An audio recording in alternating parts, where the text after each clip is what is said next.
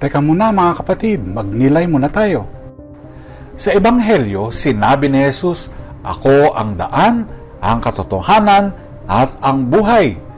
Nagtanong si Felipe kung maaari nilang makita ang Ama, ngunit ipinaalala ni Jesus na ang sinumang nakakakita sa Kanya ay nakikita rin ang Ama.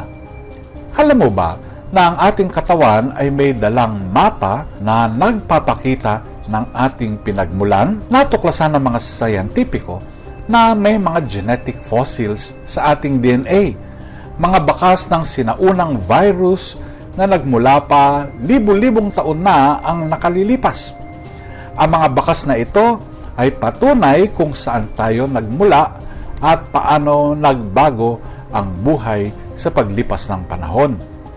Alam niyo po, sa isang paraan, si Felipe ay humihingi ng mapa patungo sa Diyos. Ngunit sinabi ni Jesus na ang daan ay nasa harapan niya.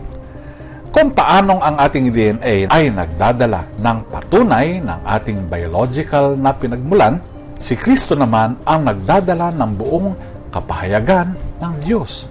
Upang makita ang Ama, kailangang makaugnay si Kristo. Sa sulat sa mga taga-Korinto, pinaalalahanan ni San Pablo ang mga taga-Korinto na ang ebanghelyo na kanilang tinanggap ay sapat na.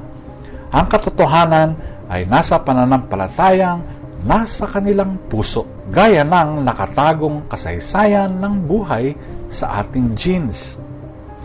Gaano kadalas tayong naghahanap ng sagot kahit na ibinigay na ito ni Kristo sa atin? Handa ba tayong magtiwala na sa pagsunod sa Kanya, tayo ay nasa tamang landas na? Pagnilayan po natin. Amen.